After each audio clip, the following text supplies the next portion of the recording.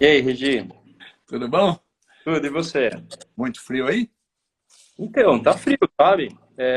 Na verdade, na sexta e no sábado de Imola, muito frio. Assim, mais do que normal. Tudo bem, Imola sempre foi meio friozinho e tal.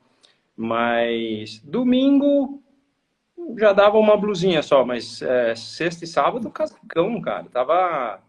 Tanto é que a previsão de chuva existia, né? Você pediu um vídeo para a gente até para o início da transmissão. Você viu na imagem a gente falando assim, acho que vai chover, porque no negócio da Fórmula 1 estava escrito que ia ter uma nuvem passando meio assim, meio larga, e a gente foi embora da pista meio que 5 minutos antes de começar a largada e fomos vendo a corrida pelo caminho. E não estava chovendo até então. E de repente aquele pé d'água. Quando a gente ouviu falar, tem gente saindo com um pneu de chuva braba e tem gente com intermediário, eu falei, nossa, mas choveu muito mesmo. Então, e assim, é importante falar, você que já tem tanta experiência nisso, mas não tem coisa mais complicada para um piloto que não vê isso positivamente, a chuva, do que isso que aconteceu. Porque você faz o treino de sexta, os dois de sexta, o de sábado de manhã, a classificação, não tem o warm-up, você só vai para o grid e chove. Então, que acerto você usa? Vai secar? Não vai? É dureza, viu? Quero saber o seguinte: você está com a Fórmula 1 na cabeça aí, ou ainda está com a estreia do Dudu aí, que foi bacana? Eu queria saber o que você sentiu. Depois, aliás, nós vamos saber dele também, né? É. Regi, eu não sabia se eu chorava de alegria, de emoção, Cara, eu fiquei muito. Eu olhava para um lado, eu vi um carro de Fórmula 1, vi minha vida inteira. Às vezes você tem que se beliscar, você fala assim, cara, eu fiquei 19 anos aqui, nesse mundo todo, e aí vejo o Dudu, né? Aliás, estão escrevendo aqui. Eu não sei o que você. Eu gostaria da opinião de vocês também, e sua, Regi. O Rubinho sempre teve um nome na tela da Fórmula 1 de Bar, B-A-R, Barrichello. O Dudu é Eba, E Barrichello, porque Eba, até, né? Oba, Eba, mas é engraçado, né? Porque tem um outro que é Bari, como é que é, Dudu? Bari, então, mas eu não sei. Você vê, o do Mick Schumacher é ser como foi sempre da vida inteira do Schumacher, né? Então, É. é engraçado isso. Não sei se é algo para refletir ou é pura bobeira. Quando ele chegar na Fórmula 1, vai ser bar. Ou então eles já estão esperando, guardando um lugarzinho lá para o F-Bar, né? Quando vier o Fefe, né? O Fefo também, nossa senhora. Fefo. Nossa senhora.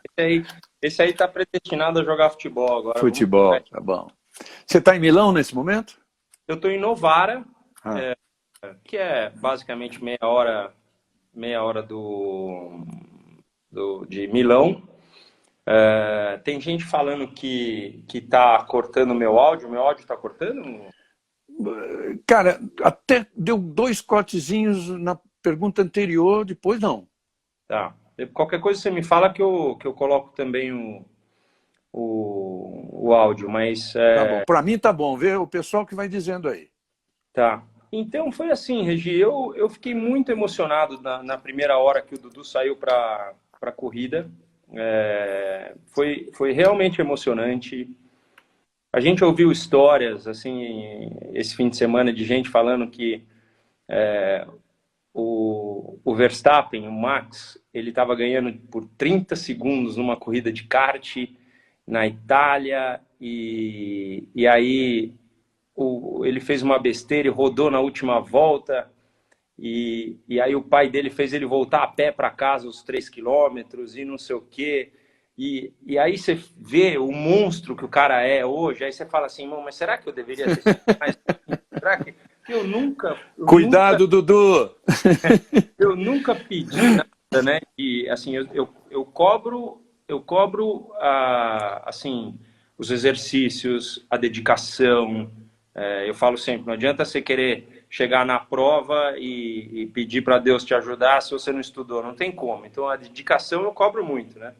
Mas eu fico pensando, né? Porque quando eu fui largar, eu falei, cara, só vai curtir, velho. Vai lá, vai ser o máximo, tal. E assim, eu acho que pela falta de experiência, o carro estava saindo muito de frente, e ele no meio de um povo que ele era mais rápido, mas meu saindo muito de frente atrás. E esse carro já tem uma asa dedicada para funcionamento de aerodinâmico. Então, quando o cara sai atrás, o negócio saindo de frente, não deu, né? Ele ficou ali. A segunda corrida foi muito melhor, e bate, roda e vem para lá e vai para cima. Eu tentei filmar, eu tentei curtir, mas eu estava nervoso mesmo, e não teve jeito. Então, os nossos melhores momentos, Regi, são assim, a gente parou para comer um sanduíche no meio da estrada da Itália. Isso aí vai ser sempre lembrado como né, a gente vendo Fórmula 1 e se divertindo. Quando viu, quase acabou a gasolina. Esses são os melhores momentos nossos aqui. Quando eu cheguei aqui na casa dele, eu estou na casa dele, essa é a parede que ele faz as lives aqui e tal, e eu não conhecia, né? Foi ele que alugou a casa, foi ele que fez tudo, e é um estúdiozinho muito, muito gostoso. Dormi com ele na mesma cama, como a gente sempre fez nas corridas, então isso que é legal. Que bela experiência. Esse aí, sem dúvida, é um capítulo do livro seu que vai sair, né? Que a gente sabe que vai sair um dia. Vai sair. Bom, vamos lá um pouquinho. Depois a gente quer falar com o Dudu.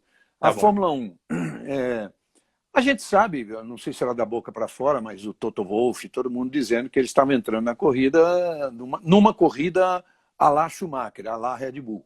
Tá? Mas depois, com a pole position, dá um ânimo, dá um gás maior para um Hamilton e tal. O que você acha que aconteceu na largada? Tem muita gente dizendo que a Red Bull, inteligentemente, botou o Pérez para, digamos assim, assustar o Hamilton de um lado, enquanto o Max tocava do outro. Eu acho que é só uma boa largada do Max e acabou, né? A verdade é que... Oi, Bel. Acabei de ver a sobrinha aqui. A verdade é que é o seguinte, eu não acredito nesses tipos de estratégias que a gente vai falar aqui, assim, colocaram um para chamar atenção. O Pérez quase fez a pole position e surpreendeu ao paddock inteiro. Então, se tinham duas pessoas que surpreenderam na classificação, foram o Norris e o Pérez. E mais ainda o Pérez, porque você está esperando uma volta ali da Red Bull pular com a pole position do Max Verstappen, e vem o companheiro de equipe que ficou meio segundo o tempo inteiro e de repente coloca uma volta muito boa. Então, isso sim foi uma grande emoção. Só que durante o momento da chuva, a gente sabia que nós temos sim um Pérez que anda muito bem na chuva, mas que um Verstappen que é fora da curva em termos de mandar muito bem. Então, cara, ali existem duas situações para um cara de Fórmula 1 que vai largar com um pneu intermediário e que vai encontrar situações novas. Porque o que acontece? Todo mundo tem que lembrar que na largada era o momento em que ele chegou mais rápido na curva 1. Porque o cara anteriormente, ele só saiu do box parado. E no box ele testa a largada, tipo, quase 300, 400 metros para frente. Então a largada, o cara chega mais rápido na curva 1. E aí vai aquaplanar, e aí vai escorregar, o cara não sabe o que pode acontecer. Só um cara que tem extremamente habilidade para passar, porque você viu, ele quase rodou no início daquela relargada. Se tivesse rodado ali, é final de... Não tem nem o que fazer. Tudo bem, ele poderia reconquistar tudo, mas por quê? Porque o cara tem tanta habilidade que ele fica para lá e para cá, para lá e para cá, para lá e para cá, aquecendo aquele carro. Tanto é que na primeira volta ele abriu 3 segundos. Isso é pré-aquecimento de pneu e habilidade natural. Então, quando o cara largou, o cara era só o que ele queria. Ele saía baba pela coisa que ele ia passar. Quando ele viu um buraco, ele não viu nem água. Para ele estava seco, entendeu? Então, é o que eu falei pro Dudu. Existe malícia e maldade. E ali, ele foi malicioso porque ele entrou, não deixou espaço, que se o cara quiser, ele que passe por cima da zebra. Não teve maldade nenhuma e funcionou. Então, eu acho que a coisa do Pérez é só um burburinho só para não... mas o cara mandou muito. Duas coisas que eu queria te perguntar. O que o piloto sente, a gente pode imaginar, e a gente viu, o que de fato, aquela posição do Hamilton agachado ali antes da relargada, a gente pode imaginar o que acontece, mas eu queria que você falasse num caso seu, por exemplo. Você já cometeu um erro bobo, igual o do Hamilton? Um erro assim, monte. Um monte. É que assim, o Hamilton está até mais... o Hamilton está mais na televisão do que o Steve, né? Quando você luta com a Ferrari e você faz um erro bobo, você está na boca de todo mundo. Ele tá na boca de todo mundo o tempo inteiro, mas quando você erra lá com a Jordinha, de vez em quando, quem viu e mas, por exemplo, eu em Interlagos, uma vez, eu estava em quarto de Jordan, em 96, Regi. Mas vindo para cima, e o cara falando, você é um dos mais rápidos da pista. Eu falei, nossa, eu vou chegar nesse pódio e vou ganhar essa corrida. De Jordan em 96. Só que você fica tão exuberante que você não tem a inteligência para pensar, tá indo bem pra caramba, vai dar uma enxergada em tudo. Eu comecei a usar, a pista estava secando em 96, secando, mas tinha esse trilho. E foi o que pegou o Bottas e o Russell, que é o seguinte, eu toquei na linha branca, rapaz, saí virando, não tinha, se fosse hoje em dia toda aquela área de escape linda, maravilhosa, rodava e saía, só que eu caí no meio daquela areia movediça e fiquei, então não teve uma relargada, né? Mas muito. Agora, uma coisa diferente que eu falei para o Dudu, e tem gente que gosta e tem gente que não gosta, é que o Hamilton, ele gosta de mostrar os pesares dele lá abaixado. Eu vou lá para dentro, dou murro na parede, xinga, tal, mas eu fico ali mesmo no cantinho. Ele não se deixa levar com o fato, ele gosta de mostrar esse momento para baixo, mas que depois o talento dele é muito superior, que ele chegaria... Ele poderia ter chegado em quarto, caso aquela Ferrari sustentasse a asa aberta por mais 7, 8 voltas. Não deu, e aí já era. Você, de fato, o Hamilton é um pouquinho mais teatral, porque ele sabe que a câmera está sempre em cima dele e tudo. Agora, você falou dessa corrida em Interlagos, era a Jordan Benson Hedges, né? Isso, essa dourada. Um passadão no Alesi, no S do Senna. Espetacular. Foi tudo. Só que assim, o que acontece? O cara no rádio, hoje vocês têm o rádio, né? Naquela época, o cara falou assim, você é do mais rápido, você vai ganhar essa prova. E você vai enchendo o peito, vai enchendo e você fala, não, mata pode vir, mas tá, só agora quando eu roubo. E você não enxerga muitas situações, entendeu? Então, ô Rubinho, com ele tá indo, ali a gente fala, pô, que erro bobo, não é, o pneu é feito para trabalhar com 85 graus mínimo, abaixo disso, ele perde uma temperatura muito rápida, então o cara vai para a água, quando ele voltou já tinha 70, ele não tem gripe, não tem aderência, vai reto, entendeu? Ô Rubinho, você começou falando do Pérez, e aí fica a grande pergunta, que eu já ouvi aqui várias vezes, e desde ontem eu venho ouvindo. Cara, como é que esse cara vai reagir ouvindo o Helmut Marko falar o tempo todo erro dele, que ele é isso, que ele é aquilo? Na minha cabeça, inclusive, passou um negócio hoje que eu ontem na corrida eu não pensei. Mas a verdade é que o Helmut Marko teve que engolir o Sérgio Pérez, enfiado na garganta dentro pelo Christian Horner. Porque o Helmut Marko, ele queria continuar naquela de promover alguém lá de baixo, alguém da escola. E será que é isso que esse cara tão, na minha opinião, tão maldoso como ele é? Na minha opinião.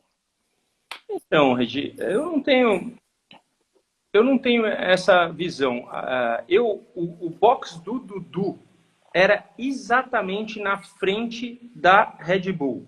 Toda hora eu filmava o carro deles ali, filmava o Dudu e tal, não sei o quê. Não, assim, o ambiente era muito formoso, tranquilo, a música é a mais... porque, assim, quando os caras param, eles tocam uma musiquinha, era mais animada. Assim, eu fiquei examinando aquele carro da maneira como ele é feito e, assim, tá num nível muito alto, bem como a Mercedes, de finesse, de aptidão. Os caras realmente têm um negócio muito forte indo ali.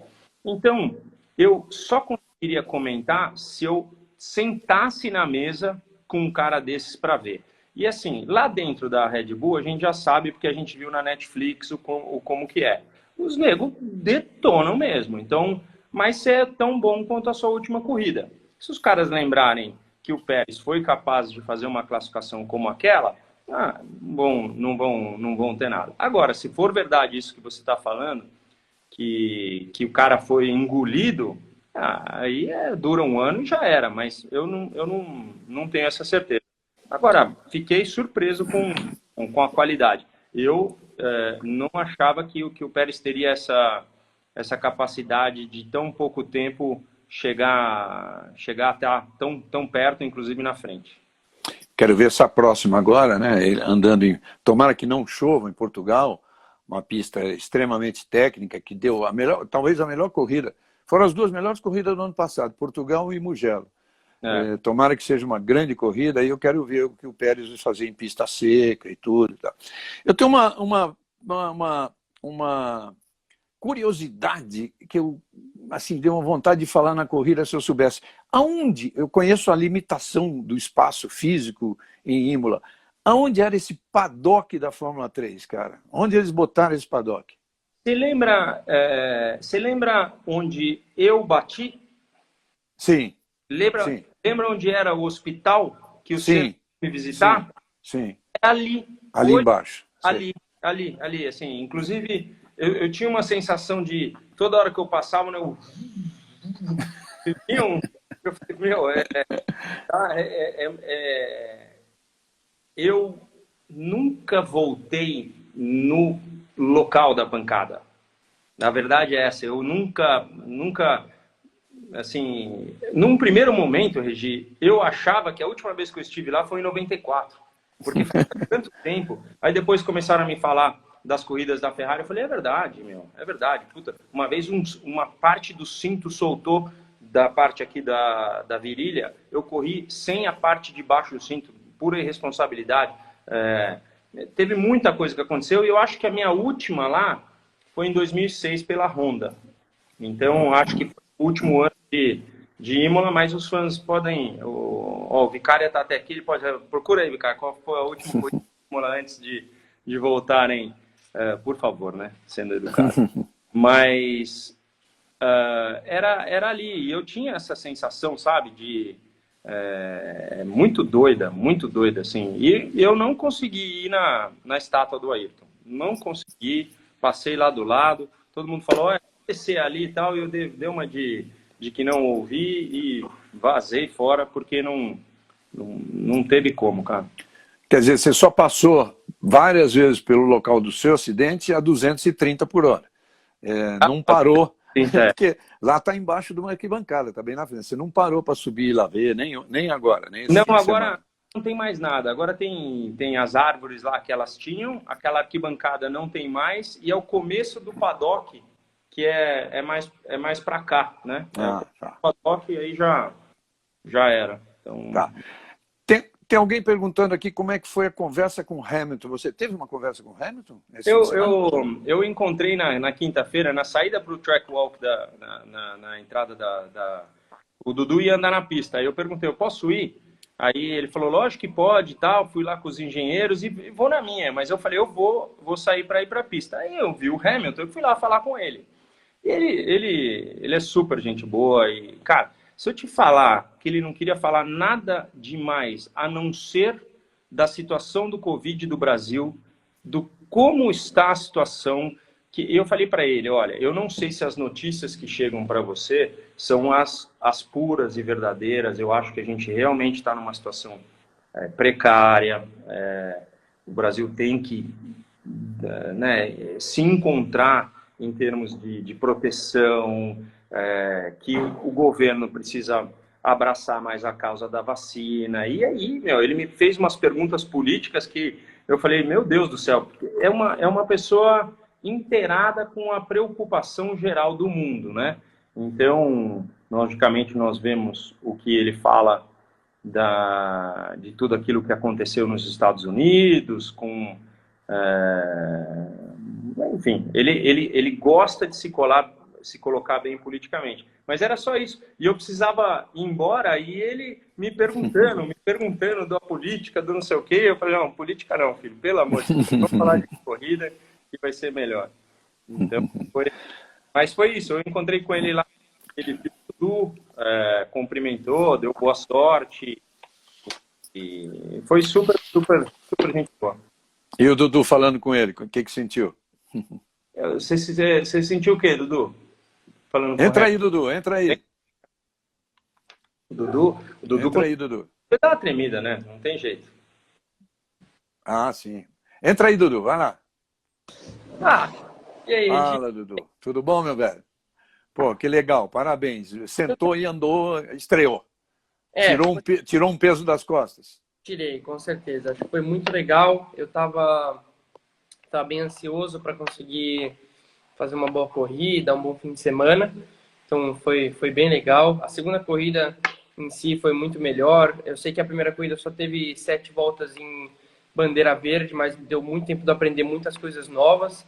E a minha maior dificuldade, para falar a verdade, foi com o motor turbo, porque ele tem o que a gente chama de turbo lag, que é quando você basicamente acelera tudo, o carro não vai do jeito que iria num carro normal. Até chegar no giro, né? Até chegar no próprio giro. Então, se alguém te fecha ou tá tentando defender a posição, você fica um pouco preso na pessoa. E geralmente, se a pessoa te fecha alguma coisa, você espera o cara dar o pé para você poder dar o pé junto e não bater nele. Mas nessa situação, você já precisa meio que prever quando que o cara vai dar o pé, para você já estar com um pouquinho de pedal antes de sair da curva, porque eu na primeira corrida, honestamente, eu entrava na curva muito perto do cara e eu saía meio segundo atrás, e os caras de trás muito perto de mim, então eu tive que me adaptar bastante com isso. Eu acredito que eu fiz um melhor trabalho na segunda prova, já consegui fazer algumas ultrapassagens, já foi um pouco diferente também com a largada parada, nunca tinha...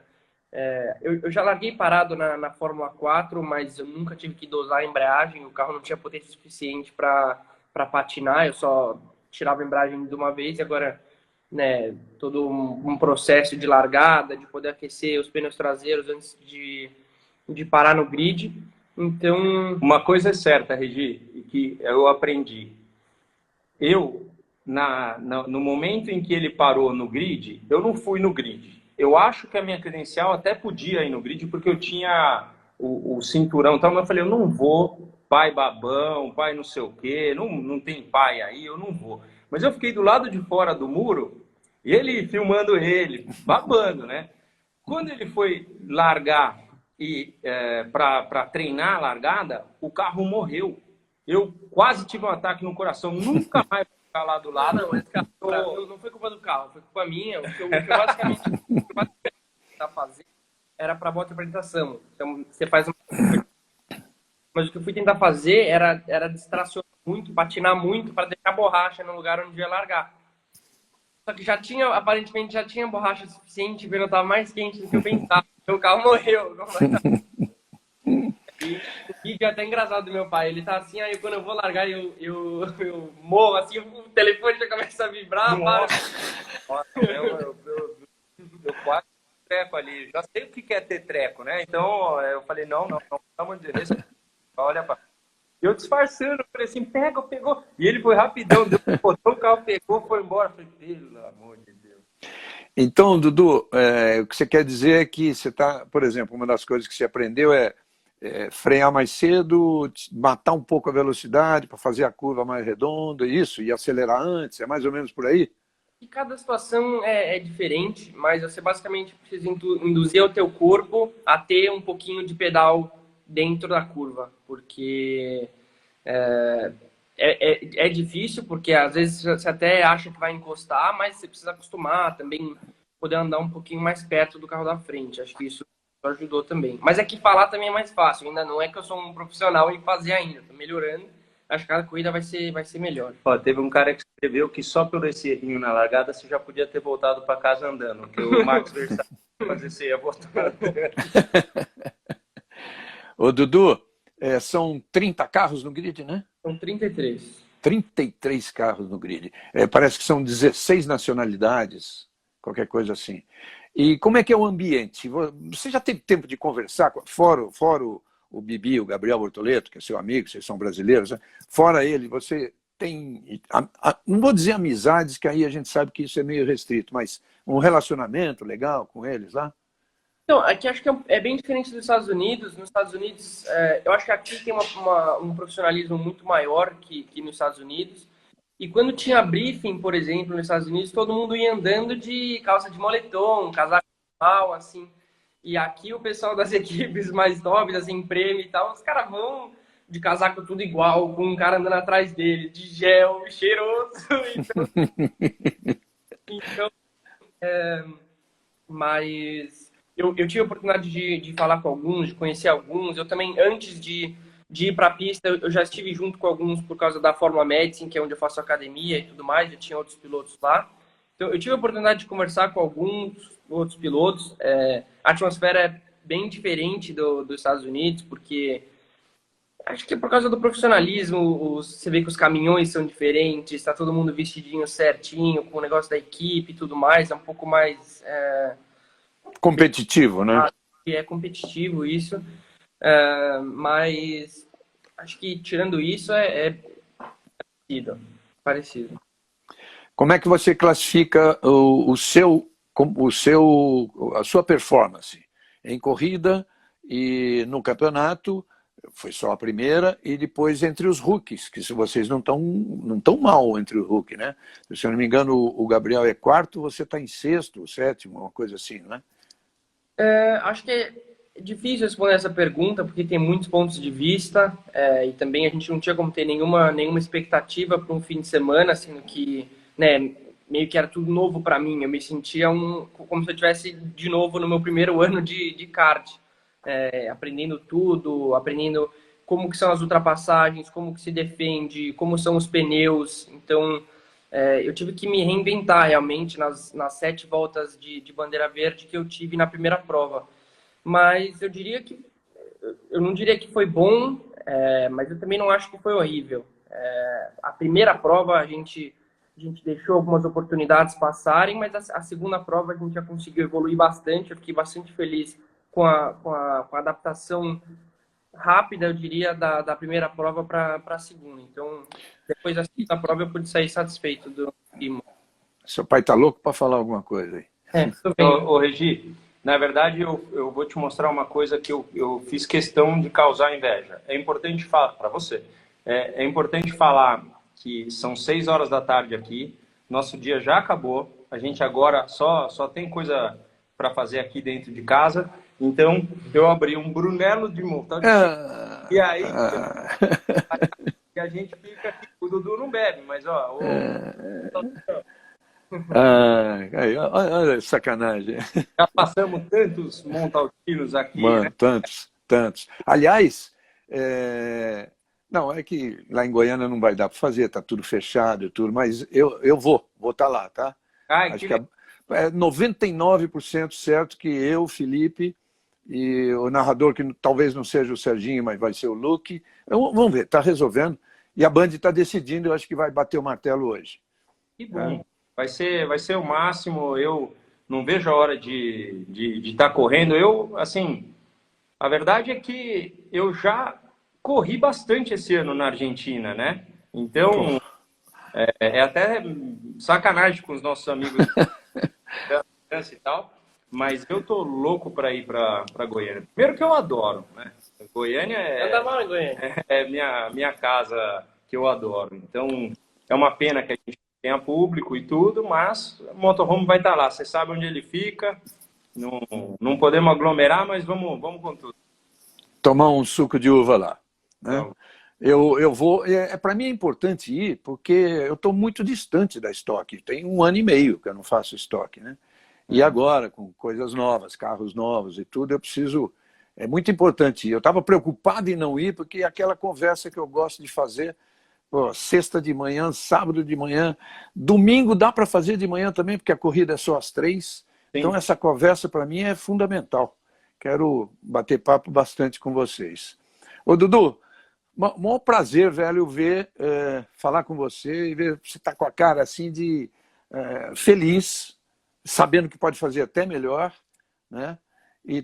Mas não tá, cara, você não tá nervoso, você não tá. Tomara que na corrida tenha estado do mesmo jeito. Acho que sim, pelo que seu pai está dizendo. Para mim, a coisa mais gostosa é que, eu já ouvi umas 2, 3 vezes ele falando assim, papai tá aqui, papai tá aqui. Cara, a gente se gosta tanto, porque negócio, né, de falar do Verstappen. Eu conversei com ele hoje no almoço. Falei ou não falei? Falei, será que eu devia ter pego você pela orelha, velho? Tirado você. Eu sou duro com ele, como vida, como diretriz, como... Cara, o que é certo, o que é errado. O meu pai foi assim comigo e sempre foi bem. Mas na pista, eu nunca cobrei resultado. Nunca. E nunca foi preciso, porque eu só preciso que eles se dediquem a tanto. Quer isso? Então vamos lá, vamos fazer. Não adianta. Você quer jogar futebol? Vamos ter que treinar mais a parte física, vamos ter que fazer mais. Não, é sempre assim. Mas a gente estava conversando. Quando eu fiquei sabendo de várias do Verstappen, é impressionante. É que assim, o moleque tem um talento óbvio, né? E temos exemplo do Agassi, que o pai fazia uns negócios com ele que ele nunca gostou e assim que ele pôde, ele parou. Então é difícil entender isso. Não, eu acho que não tem nada a ver. Do Verstappen, assim, eu acho que o talento é tão grande que superou isso, que seria negativo o que o pai dele fazia, tenho certeza disso. Mas que bom, o Dudu tranquilo desse jeito. Qual é a próxima? A próxima é Barcelona, dia 9 de maio. Não é junto com a Fórmula 1? E a outra é junto com a Fórmula 1 de novo, no meu aniversário em Mônaco, Regi. Vamos? Opa, 23 de maio, puxa vida. Pô, se desse para ir, acho que é cedo ainda para nós, mas se desse para ir, puxa vida. Então, peraí, então Barcelona vai ter, porque ou Fórmula 3 ou Fórmula 2 vai ter em Barcelona. 3. Fórmula 3 e vocês, né? Legal, belo fim de semana. Eu sei. Na Fórmula 3 você tem o Caio, né? Você tem amizade com ele, lógico. Mas uma coisa muito legal, mas muito legal, isso mexe comigo, eu não sou pai de piloto, mas isso mexe comigo, vejo assim, o relacionamento de vocês. Às vezes, nas férias, saio aqui almoçar com... Pega um cara que correu na Europa, vai de Fórmula 4. De repente tem lá um piloto que já andou no passado de DTM. Então, tô chutando assim. Cara, todo mundo conhece todo mundo e se fala. Sim, isso é que é mais legal. De família, acho, o automobilismo, né? Ainda mais que com o Caio, eu estudei com ele 4 anos na mesma sala da escola, então...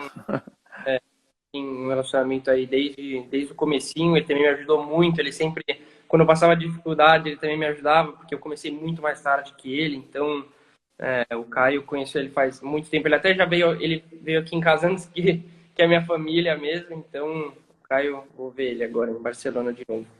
Nem sei ele por causa da bolha, não sei como é que funciona. Que bom, você não podia entrar, em Imola você não podia chegar à Fórmula 1, né? Até o paddock. Você acredita? Mas tá certo. Eu nem expliquei, mas eu só entrava no box da Fórmula 1 quando ele entrava para o momento.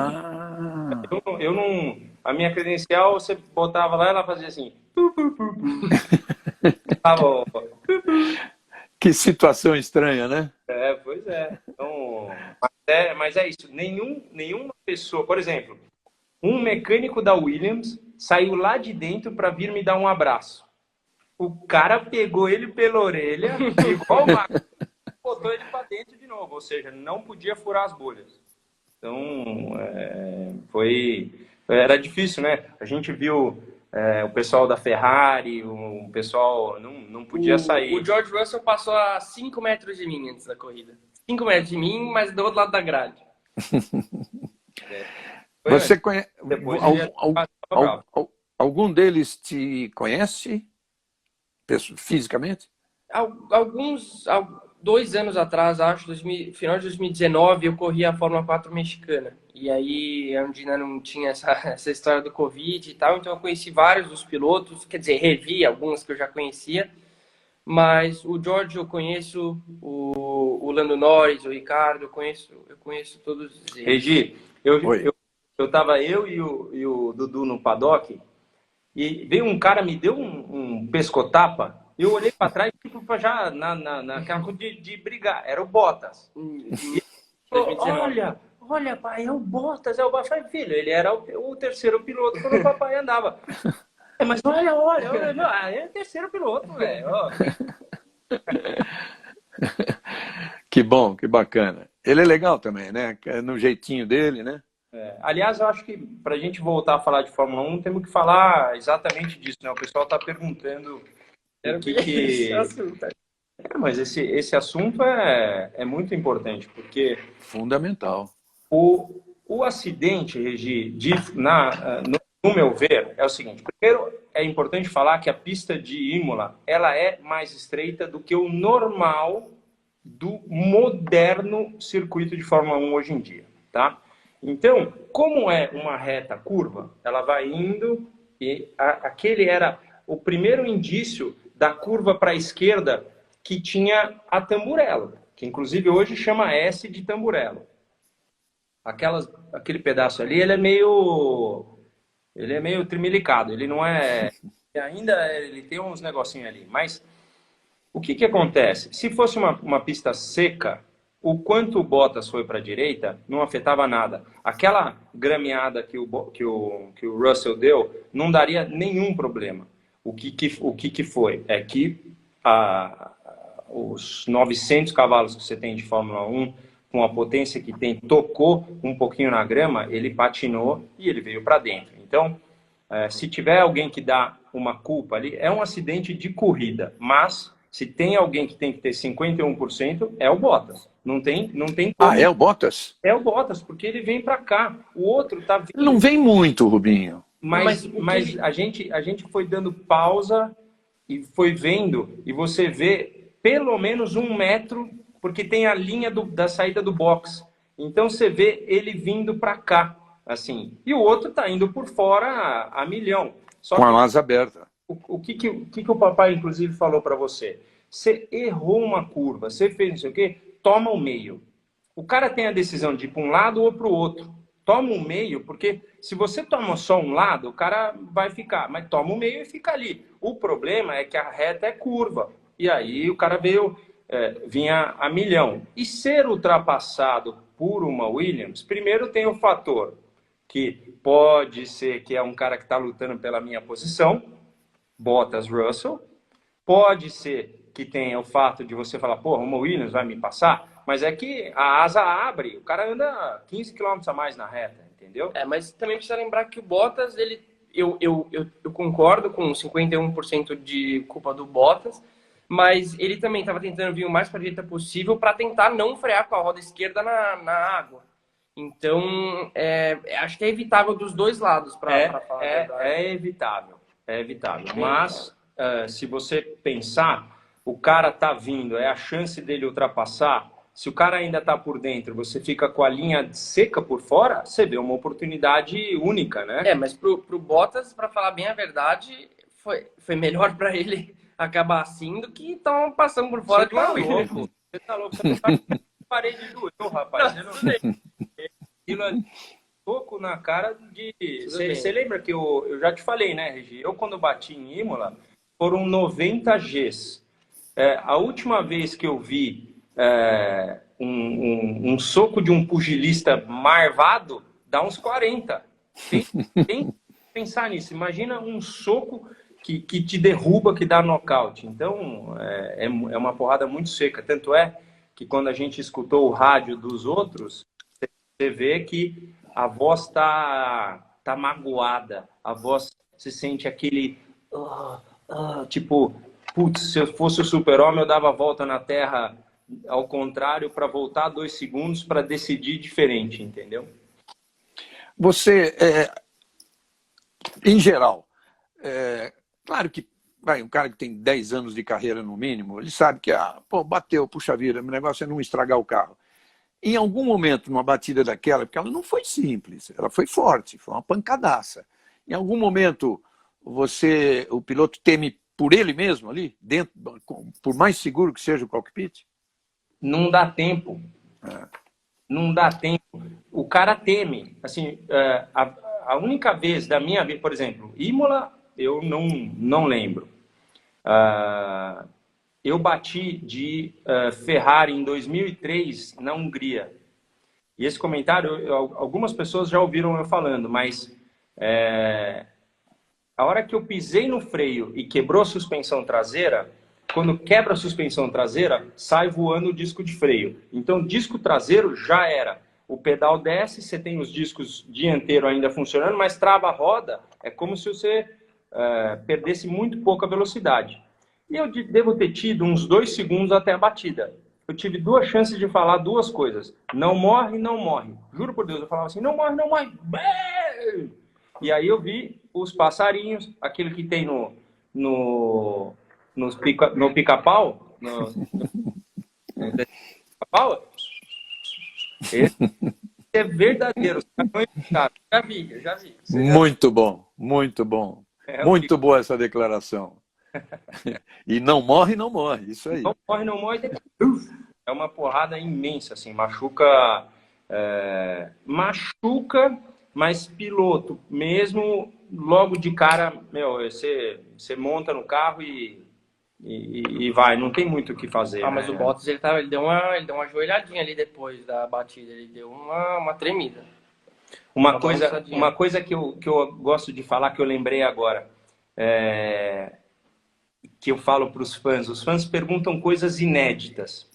Você chegou a ouvir o rádio do Norris, o cara falando para ele que ele estava encostando na embreagem?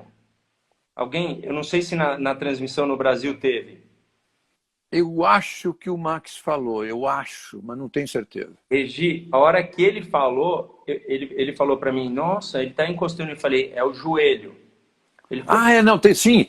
Sim. Aí ele falou, que joelho, pai? O volante está aqui e tal. Eu falei, cara, quando o corpo está cansado, as pernas balançando, ela vem para trás, ele está tocando com o joelho. E a hora que o Norris falou assim, cara, eu estava tocando com o joelho, você imagina, é longe, não é tão longe assim, a gente está falando em 20 centímetros, mas para a perna vir para trás é o cansaço da parte lombar, do glúteo, tudo começa a ficar meio naquela posição. Por isso que muitas vezes você olha um piloto saindo do carro, o cara está inteiro, mas está dando a mancadinha, porque a perna mexe muito, é muita força G.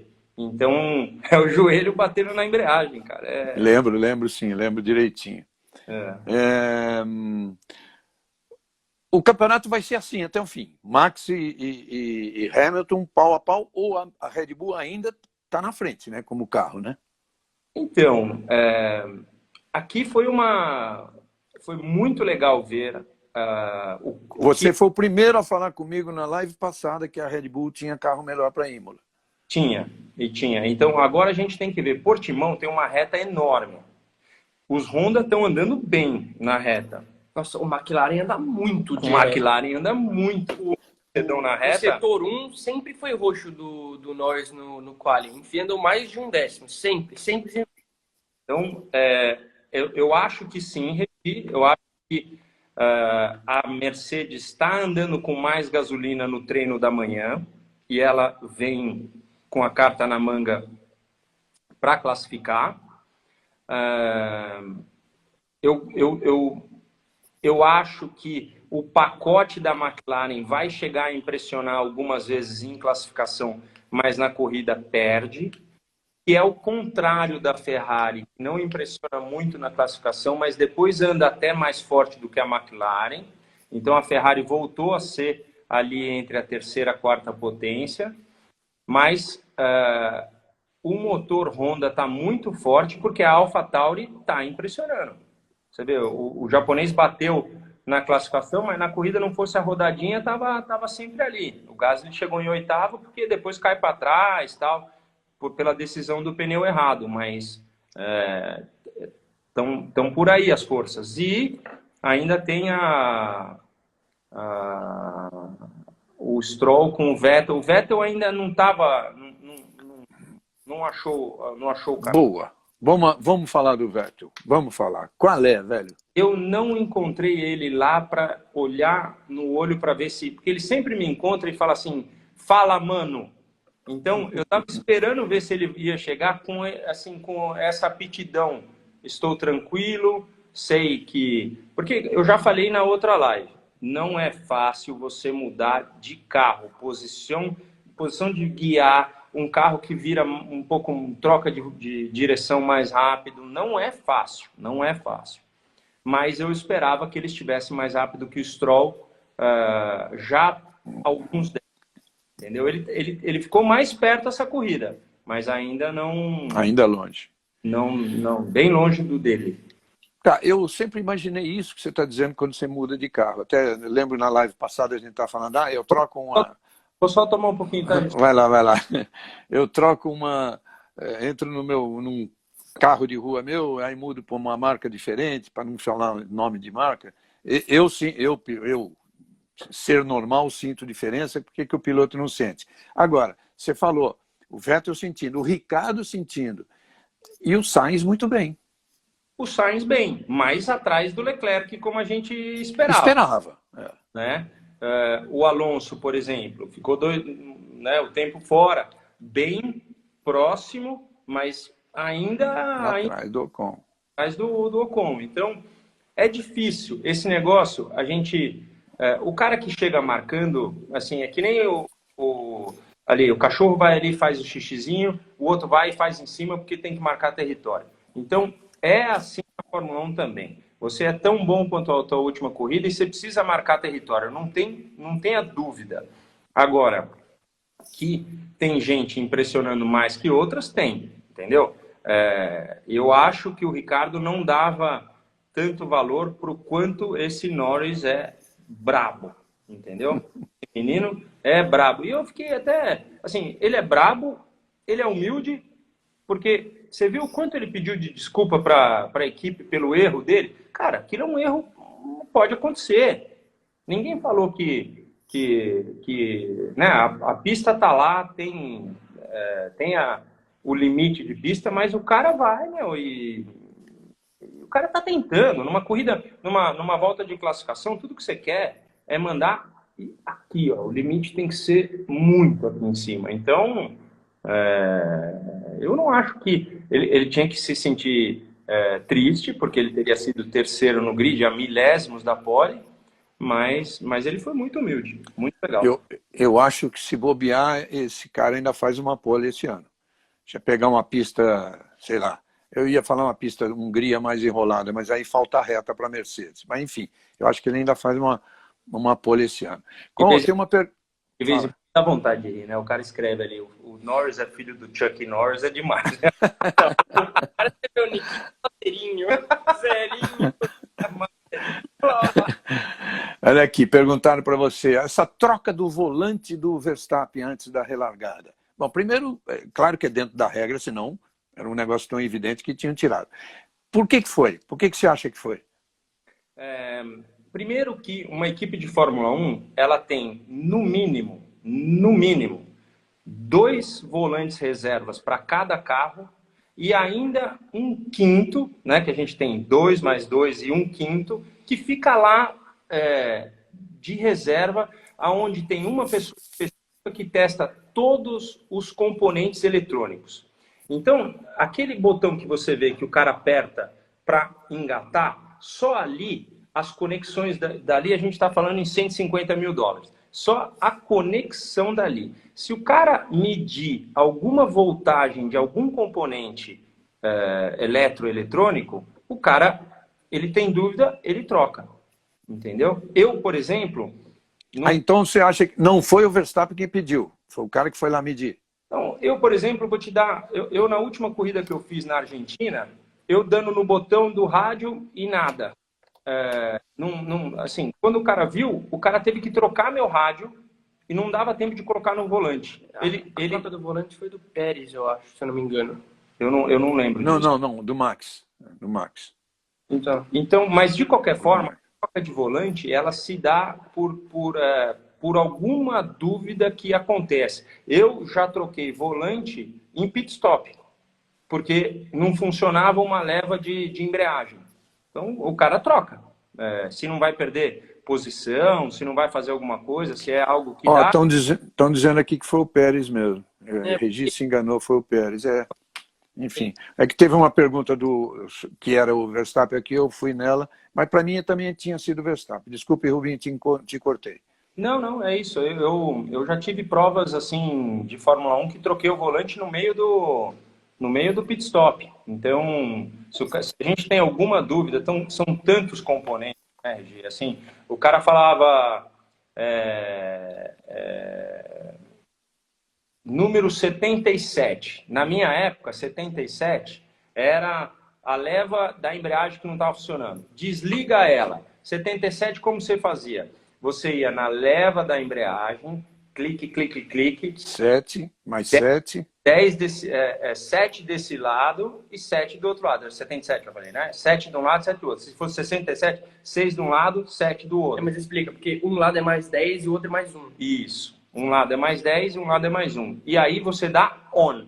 Aí ligou, desligou, tudo ali. Se você consegue solucionar e não perder mais do que 1/10 por volta, porque cada mexida dessa a gente falava 1/10, tudo bem. Mais que isso, aí o box que tem que tentar resolver, entendeu?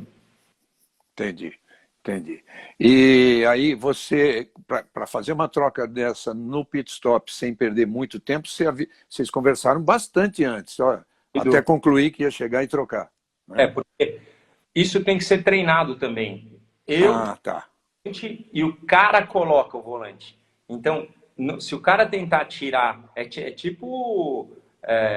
Deixa que eu deixo. É tipo, vai que vai, deixa que eu deixo, que a água bate de frente, várias coisas que podem acontecer. Então, é tipo trocar o bico. Assim, trocam todo mundo o pneu. Quando vai bater o bico e tal, o que vai fazer? Vai ter que um levantar, o outro, é tudo treinado, entendeu? Inclusive, falando de bico, aquilo que aconteceu com o Mick Schumacher, eu já falei para você na primeira live. Eu acho que eles têm algum tipo de problema com o controle de tração, porque aquela esquentada deveria segurar, a tração dele deveria estar meio segurando. Não é tão fácil rodar daquele jeito como ele rodou, entendeu? E eu vou falar, eu fiquei muito chateado de ver que a Haas já está falando que está trabalhando no carro do ano que vem. Ou seja, não vai ter mais nada. Não vai ter mais nada. Azar dos dois estreantes, né? Puxa vida. Coisa bem ruim. E vai ser muito difícil saber o quanto que o Mick Schumacher é bom. O Mazepin não corre. Você viu? O mundo é maldoso, né? O Mazepin estão falando, né? Não, os caras não perdoam. Coitado, imagine, o cara... Mas, enfim, tem que andar. Alguma coisa mais que você gostaria de dizer? Não, as perguntas foram bem em cima disso. A gente falou da batida, falamos de que o Hamilton não teria passado caso o Leclerc tivesse ficado no vácuo da McLaren. Então, é por aí, não tem muito mais não. Acho que a classificação foi impressionante e a corrida foi mais impressionante pelo fato de ter sido na chuva. Corrida na chuva é alegria para todo mundo, inclusive para quem gosta como eu. Rubinho, para você explicar, para quem está perguntando aqui se a Fórmula 1 tem controle de tração, a gente sabe que não tem, mas como é que isso age? Não é para burlar a proibição do controle de tração, mas como é que é feito isso? Como é que funciona isso num carro de Fórmula 1? O quê? Sobre o controle de tração, que a gente sabe que não pode ter. Então, são mapas de motor. Então, você tem mapa de acelerador, você tem mapa de potência, de introdução da potência do motor, e tudo isso você consegue ter uma dosada do que é um controle de tração. Então, não é como antigamente, que a gente tinha o controle de tração aberto, que dava aquele corte de ignição, que aí o carro vem... Né? E a Renault, por exemplo, teve coisa no passado que mexia com freio. Era o freio traseiro que entrava quando patinava. Então, teve muita coisa que foi feito no passado que dava o direito de ir mais rápido ou não. Fizeram uma pergunta. Como funciona a ré do Hamilton? Como funciona? Então, é o seguinte. Primeiro, você precisa estar em ponto morto. Como é que você está em ponto morto? Vamos supor que ele bateu em terceira. Ele bateu em terceira, aí as marchas estão aqui. Ele vai ter que ter apertado uma das embreagens. Tem embreagem dos dois lados, mas tem aqui ou aqui. É a primeira que pegar. Se o carro bater na parede e ele não tiver apertado a embreagem, mesmo assim entra um negócio que chama anti-stall, que não deixa o carro morrer. E logo ele puxa a embreagem.